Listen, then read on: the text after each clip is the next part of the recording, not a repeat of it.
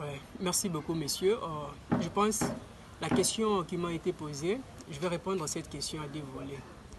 Le premier volet est d'avoir identifié les problèmes qui rongent l'entreprise afin de comprendre d'abord ce qui se passe sur le terrain et chercher comment entrer en contact permanent avec les personnels, avec ceux qui sont engagés, qui étaient déjà là avant moi, pour savoir réellement ce qui se passe dans l'entreprise.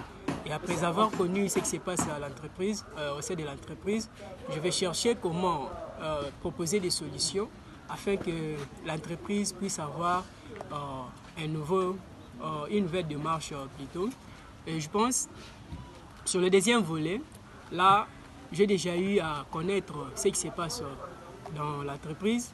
J'ai déjà quelques points qui étaient de faiblesse, quelques points qui étaient de qualité. Ce que mon prédécesseur avait eu à faire. Et personnellement, je vais chercher à trouver un bon environnement. Et l'environnement que je vais chercher serait un environnement inclusif ou diversifié selon la question posée.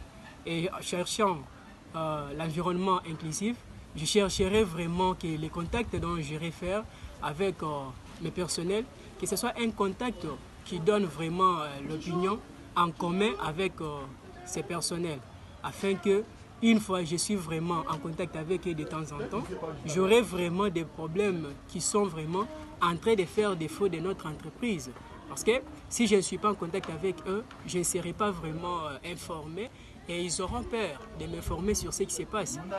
Par exemple, il y a un problème de paiement qui se pose au sein de l'entreprise. Si je ne suis pas vraiment en contact avec eux, je ne saurais pas vraiment comment régulariser ces problèmes-là.